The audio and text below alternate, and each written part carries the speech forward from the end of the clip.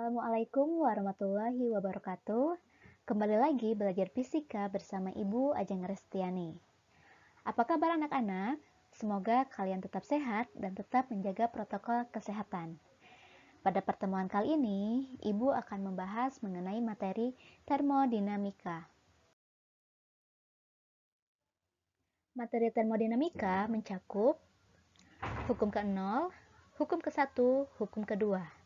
Namun, pada pembahasan kali ini, kita hanya akan membahas tentang hukum ke-0 dan hukum ke-1. Sebelum membahas hukum ke-0 dan hukum ke-1 termodinamika, kalian harus mengetahui apa itu termodinamika. Termodinamika sendiri yaitu cabang ilmu fisika yang mempelajari hukum-hukum dasar yang dipatuhi oleh kalor dan usaha. Dalam termodinamika, ada dua hal penting yang perlu kalian ketahui, yaitu sistem dan lingkungan.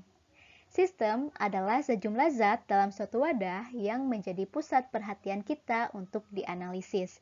Sedangkan lingkungan adalah segala sesuatu di luar sistem. Contohnya, di sini terdapat sebuah cairan berwarna merah yang terdapat di dalam tabung. Cairan berwarna merah ini kita bisa sebut sebagai sistem. Sedangkan apa yang ada di luar tabung ini kita sebut sebagai lingkungan. Contoh lainnya ialah ketika kalian berada dalam suatu ruangan yang terdapat udara, maka udara tersebut kita sebut sebagai sistem. Sedangkan udara yang terdapat di luar ruangan maupun cahaya mataharinya kita sebut sebagai lingkungan. Pembahasan selanjutnya mengenai hukum ke-0 termodinamika yang berbunyi, jika dua sistem berada dalam kesetimbangan termal dengan sistem ketiga, maka mereka berada dalam kesetimbangan termal satu sama lain. Lebih sederhananya, jika benda A mempunyai temperatur yang sama dengan benda B, dan benda B mempunyai temperatur yang sama dengan benda C, maka temperatur benda A akan sama dengan temperatur benda C, atau disebut benda A, benda B, dan benda C berada dalam kondisi kesetimbangan termal. Pernahkah kalian memasak air? Pada saat memasak air, kalian sebenarnya telah mengamati peristiwa hukum ke-1 termodinamika.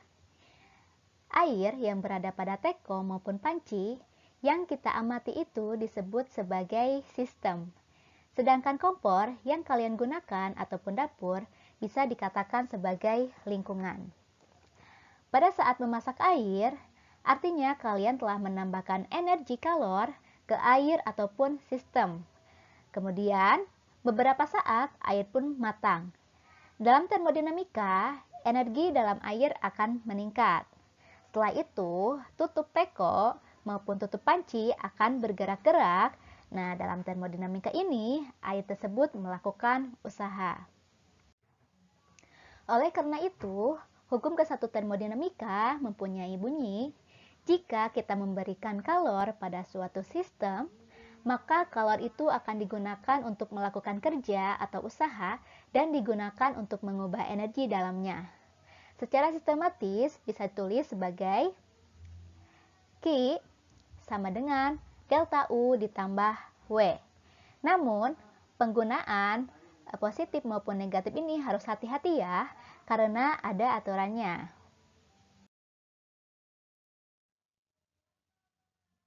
Delta U bertanda positif jika sistem mengalami kenaikan suhu. Delta U bertanda negatif jika sistem mengalami penurunan suhu. Q bertanda positif jika sistem mendapat kalor dari lingkungan. Q bertanda negatif jika sistem melepas kalor ke lingkungan. W bertanda positif jika sistem melakukan usaha. W bertanda negatif jika sistem menerima usaha. Jadi ini aturan untuk menggunakan tanda positif dan tanda negatif. Apabila kalian telah memahami penggunaan tanda positif dan penggunaan tanda negatif dalam rumus hukum ke-1 termodinamika, maka kita langsung saja ke contoh soal. Pertanyaannya, Jika kalori sebanyak 200 kalori dikeluarkan dari suatu sistem, sambil pada sistem dilakukan usaha sebesar 500 Joule, keadaan energi dalam sistem gas adalah A. Naik 300 Joule, B. Turun 300 Joule, C. Naik 340 Joule, D. Turun 340 Joule, dan E. Naik 600 Joule. Dalam pilihan ganda, satuannya itu adalah Joule.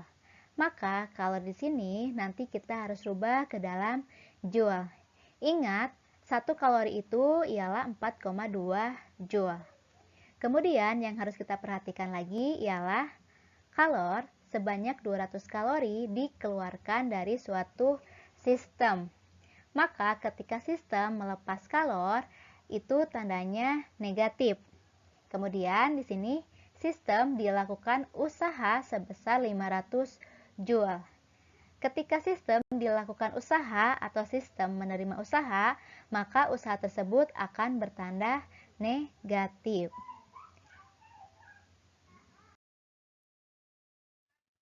Penyelesaiannya adalah kita harus menulis terlebih dahulu apa saja yang diketahui di soal.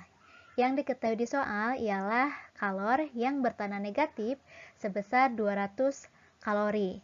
Nah, satuan kalori ini kita harus rubah terlebih dahulu ke dalam Joule.